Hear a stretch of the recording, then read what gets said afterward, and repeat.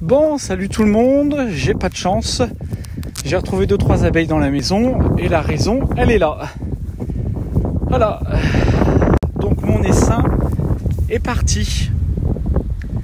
Donc là, ça veut dire que dans la ruche, il y a beaucoup trop d'abeilles, que la reine, elle s'est dit, il y a beaucoup à bouffer, donc je peux partir. Et donc là, je vais me retrouver avec l'une des deux, donc sûrement la bleue, qui va être vidée de la moitié de ses abeilles. Et là, là-dedans, il y a la reine. Alors, ce que je vais faire, c'est que je vais aller chercher mon ancienne ruche que j'avais vidée et je vais secouer l'essaim à l'intérieur pour pouvoir récupérer cet essaim-là. C'est ce que vous trouvez par moment chez vous. Voilà. Bon, alors voilà. Donc, je vous explique. Donc, c'est mon essaim qui se fait la malle. Donc là, j'ai rajouté une petite ruche en dessous. On va secouer les branches. Je pourrais pas vous filmer et puis vous montrer. Et puis comme ça, je vais récupérer mon essaim ici. Donc ça veut dire que j'aurai une nouvelle ruche ici, avec un nouvel essaim, une nouvelle reine, parce que ça, c'est ma reine à moi. Et à l'intérieur, normalement, il devrait y avoir une autre reine qui va naître d'ici 1 ou 2 journées. Et donc, ça veut dire que je vais avoir cette ruche qui va être orpheline pendant une vingtaine de jours. En espérant que ce ne soit pas celle-là qui soit partie, parce qu'elle n'était pas déjà grandiose. Mais bon, je ferai la vidéo demain. Donc voilà. Alors tout ce que j'espère, c'est que là-dedans j'ai la reine. Parce que si j'ai pas la reine, elles vont revenir là-bas. Ça fait chier. C'est la merde. Donc là, battre le rappel. Donc le dard, les ailes à fond. Donc là, c'est hola, hola, hola. On est ici. Suivez-nous. Donc j'espère très sincèrement que la reine elle est là-dedans. Mais s'ils battent le rappel et qu'ils se barrent pas, c'est que là il y a un taux de phéromones extraordinaire. Et c'est venez les filles, on est ici, on a trouvé un nouvel abri. C'est super, c'est merveilleux. Donc j'espère que ça va être le cas. Là il en reste encore un petit peu. Il doit en rester encore... pas 5000. Faut croiser les doigts. Priez pour moi. Bon voilà, il reste plus grand chose. Putain, j'ai vraiment pas de bol quoi. Ma belle ruche. Donc là, je vais dépoussiérer un petit peu les abeilles. Tac tac, pour qu'elles tombent là-dedans. Je vais mettre la dernière fournée dans la ruche. Et puis si tout se passe bien, elles vont dormir dans leur nouvel habitat. Voilà. Putain, elles veulent pas rentrer ces garces, hein. Allez, rentrez là-dedans, là. Faites chier. Le pire, c'est que tu les balayes. Il y en a une partie qui reste là. J'ai coupé toutes les branches. Mais ça, c'est normal, il y a les phéromones de la reine. Donc en gros, elles ont prévu de rester la nuit ici. Et puis, pendant que les butineuses, elles vont chercher un endroit adéquat pour pouvoir remettre la colonie. Et puis, après, ils s'en vont. Et là, je crois que je les ai récupérés à temps. Enfin, j'espère. Si j'ai pas tué la reine. Ah, y est, ça rentre, là. Voilà. Voilà. Bon, donc il y a de fortes chances que la reine soit dedans. Parce que là, ça bat le rappel. Elles rentrent, donc je pense qu'elles sont suffisamment intelligentes. Il n'y a plus qu'à croiser les bras, les doigts. Et puis je vais encore récupérer ce qu'il y a là-bas et puis ça sera bon. Et alors Denis, comment ça fait quand tu fais les poussières, quand tu retires les abeilles? Bon, je vais réussir à vous filmer. Donc là, du coup, je vais passer la balayette là-dessus pour en faire tomber le maximum pour les amener là-bas. Voilà.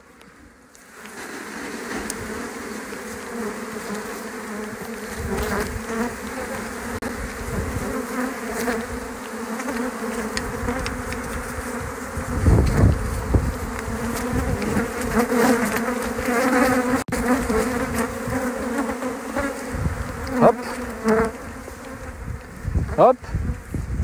Et voilà. Allez mesdames. Au bercail. Voilà. Bon, vous pouvez pas dire que j'ai pas fait en sorte pour que vous compreniez. Et là, vous voyez, ça rentre bien. Elles ont vite compris. Bon, et Denis, tu te filmes dans ta vareuse pour qu'on voit un petit peu la tête que tu as. Bon bah voilà. Voilà ma vareuse. Voilà. Voici la ruche. Elles dorment.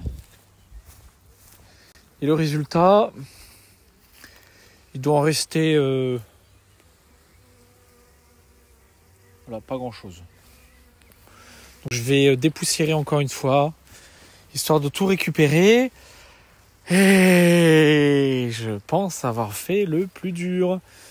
Donc demain, on ira vérifier tout ça. Et puis je vous montrerai la deuxième ruche, voir un petit peu comment elle se porte. Parce que pour moi, c'est une première. Je ne m'attendais pas à ce que ça fasse aussitôt. Normalement, c'est plus mi-mai, début juin qu'elles essaiment. Là, elle me l'a fait tout de suite. C'est pas une bonne reine.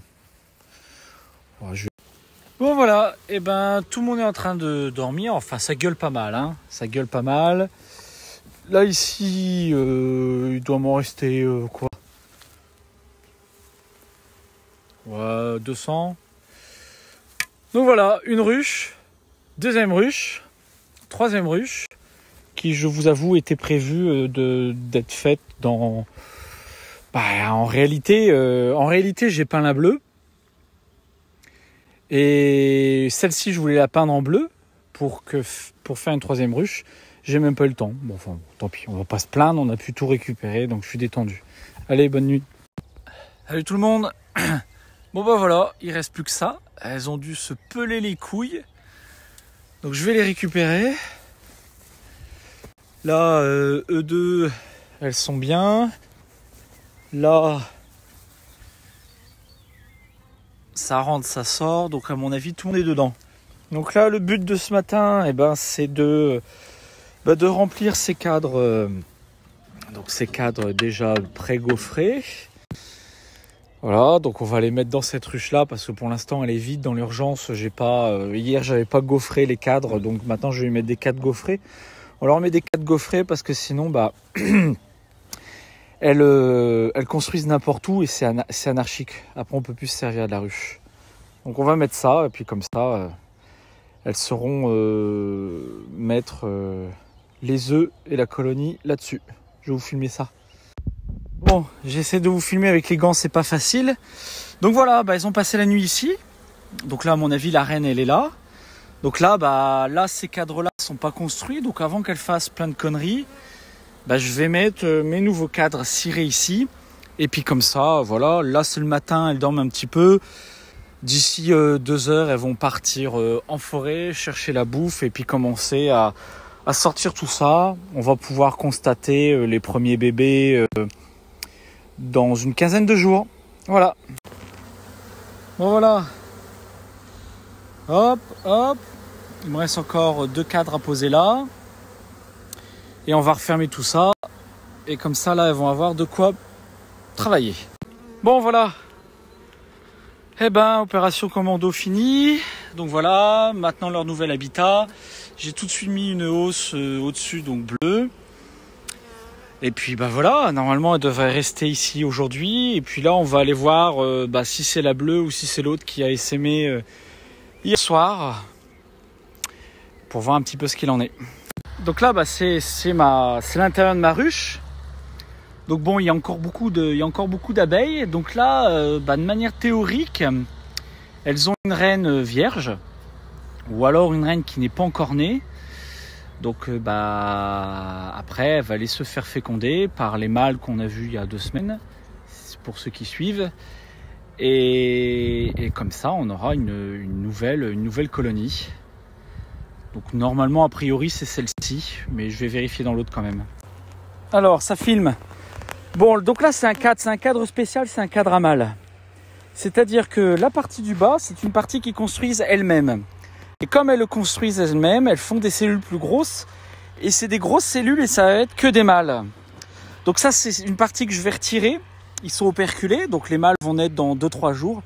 Et je les retire parce que l'abeille a une sorte de poux qui s'appelle le varroa et qui se met dans les cellules à mâles et qui après prolifèrent dans les ruches. Donc je vais retirer toutes ces cellules à mâles. Et puis bah oui, malheureusement on va les tuer, mais c'est pour le bien de la colonie. Et puis bon, avoir trop de mâles, c'est pas non plus extraordinaire. Bon, alors ça c'est les cellules à mâles. Ça, la petite, la grosse cellule que vous voyez ici, qui est verticale, la tête en bas, et ben ça c'est un bébé reine. Donc à l'intérieur il y a une larve. Alors est-ce que je vais bien réussir à la filmer? Voilà, à l'intérieur vous voyez une petite larve. Et là, ça c'est une reine. Donc ça c'est une future reine qui va naître dans 5 jours. Donc moi ce que je vais faire, c'est que je vais découper cet opercule. Je vais la mettre dans une petite cage et je vais la laisser dans la ruche. Comme ça je vais avoir une reine. Et comme ça, bah, cette reine-là, bah, je pourrais éventuellement faire une autre ruche.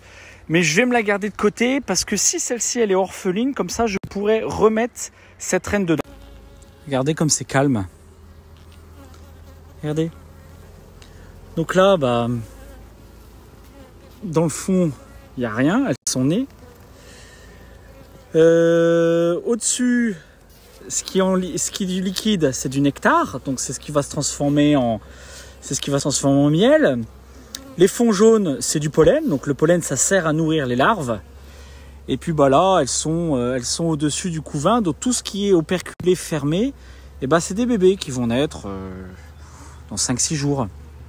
Et vous voyez comme c'est calme.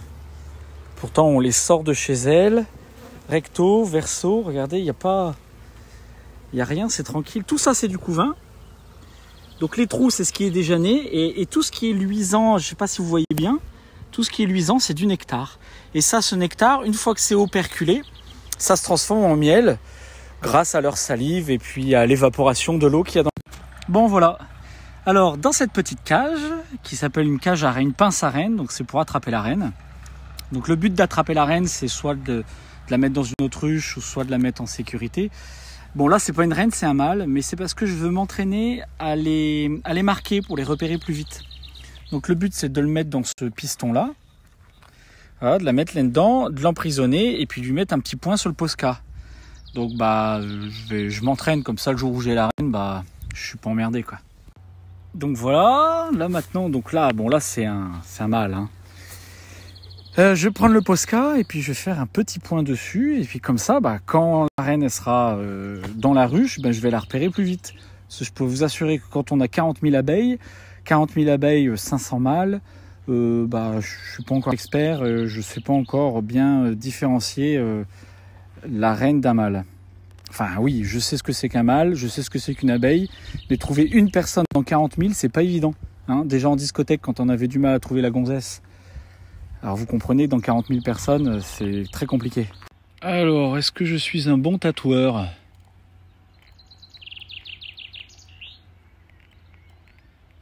Ouah, ouah, ouah, ouah, ouah. Et voilà. Putain, je vous montre tout le mec. Voilà comment on repère une reine. Alors là, c'est comment on repère un mâle. Je pense qu'il n'y a pas un seul trou du cul qui est capable de vous montrer comment on repère un mâle. Mais l'avantage, c'est que moi, si lui il meurt, c'est pas dramatique. Si ma mère elle meurt, c'est un drame. Si ma reine elle meurt, c'est un drame. Donc là, comme c'est un mâle, au moins je me suis entraîné. Hop, voilà, je vais laisser sécher. Et puis après, je vais le remettre dans la ruche. Et vous comprenez qu'un point blanc dans une ruche, ça se voit beaucoup mieux qu'avec toutes les abeilles. Hop, voilà, vous voyez ma tronche. Donc ce qu'il faut savoir, c'est que là, c'est un point blanc. Mais normalement, par année, sur 5 ans d'affilée, on a des couleurs différentes. On a du vert, du bleu, du jaune, du blanc. Et en fonction des... Donc oui, donc je disais, par rapport à l'année de naissance de votre reine, vous avez une couleur. Et comme ça, bah, vous savez quel âge a votre reine. Si par exemple elle est jaune, on sait qu'elle est de 2018. Si elle est bleue, on sait qu'elle est de 2019, etc. Alors bon, moi je suis novice, hein, donc pour l'instant c'est blanc, parce que je me suis dit que blanc, on voyait bien. Et puis il n'y avait pas d'autres Posca. Donc voilà, ça sera blanc. Putain, on a un beau soleil. On a la belle vie, hein. Et alors pour info, une reine, ça vit entre 5 et 6 ans grand maximum. Et pour avoir une bonne production, ce qu'il faut savoir, c'est qu'une reine se fait féconder une seule fois. Donc elle emmagasine ce qu'on appelle une spermathèque. Et avec cette spermathèque, elle fait vivre sa colonie sur 5 ans. Et au bout de 5 ans, soit les abeilles l'éjectent ou soit elles meurent. Mais ce qu'il faut savoir, c'est que par moment, les abeilles ne savent pas que la colonie périclite. Donc on peut se retrouver avec une reine qui ne fasse pas beaucoup d'œufs. Et puis ça peut engendrer des problèmes. C'est-à-dire que si on n'a pas assez d'une bonne colonie pour l'hiver, elle meurt tout simplement. Vous arrivez en février et votre colonie est trop faible et la colonie elle meurt. Donc voilà. Vous voulez vous foutre de ma gueule? Mais comment ça se fait qu'il a pas ses lunettes? Quand tes lunettes elles tombent dans la vareuse, hein? Et après comment tu les fais pour les remettre sous ton pif?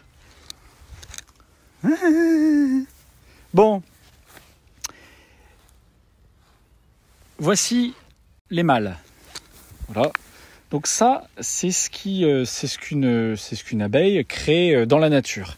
Elle crée des grappes comme ça, naturellement, avec des cellules à droite, des cellules à gauche. Nous, pour les aider, on les met dans un cadre avec des petits fils, je ne sais pas si vous allez bien voir, sur lequel on met des gaufres, du pré-gaufrage, pour qu'ils optimisent à fond leur espace. Et là, c'est du mâle, donc je l'ai retiré à cause du parasite que je vous ai parlé tout à l'heure. Et là, on va s'intéresser à ce petit bitonio-là. Donc, ce petit bitonio, c'est une cellule royale. Donc, à l'intérieur, il y a une future reine. Et ce qui est intéressant, c'est qu'elle est operculée. Donc, operculée, c'est-à-dire qu'on l'a nourrie de gelée royale. Donc, quand elle est à l'état larvaire, on l'a nourrie de gelée royale et elle va donner une reine qui va être vierge. À partir du moment où elle est operculée, la reine qui se trouve dans la ruche se dit « Je vais pouvoir partir parce qu'elle va naître et elle va prendre ma place ». Et moi, tout mon travail, c'est de détruire ces cellules-là pour que la reine reste dans sa ruche et qu'elle ne parte pas. Bon, donc hier, on a vu que ces cellules-là, j'en avais plein. Je les ai tous détruites aujourd'hui pour éviter l'essaimage. Moi, ce que je vais faire, c'est que je vais récupérer cette reine-là. Donc, pour récupérer cette future reine-là, j'ai une petite capsule. Voilà, je vais la coller ici. Je vais refermer. Et je vais la laisser dans la ruche. Et comme ça, quand elle va naître, elle va rester coincée dedans. Alors, quel est l'intérêt de la laisser coincée dedans? Ce qu'il faut savoir, c'est que dans une ruche, il peut y avoir qu'une seule reine. Et qu'à partir du moment où une reine existe, elle, quand elle va naître, la reine va la tuer. Donc, en la mettant dans la cage, on ne la tue pas. Et quand elle va naître dans la cage, ça va nous permettre de récupérer une jeune reine, soit de remplacer la vieille, en tuant la vieille, ou soit de prendre cette cage-là, la mettre dans une ruche qui est orpheline, et comme ça, vous avez un nouvel essaim. Voilà. Et ces reines vierges, elles vont se faire féconder par les mâles que j'ai pris tout à l'heure. Voilà. Et voilà. Voilà, une petite cage à reines. Donc là, j'ai ma reine, je l'ai suspendue. Voilà, à l'ombre, ça sera mieux. Et comme ça, je vais refermer la boîte, et puis on va y retourner dans 5 jours. Puis dans 5 jours, on va voir si elle est née. Et puis si elle est née, on aura une nouvelle reine. Je ne sais pas ce que je vais en faire. Hein. Mais au moins, j'aurai essayé. Je la laisserai en liberté et puis on verra ce qu'elle fera. Bon voilà, une ruche, 2 ruches et 3 ruches.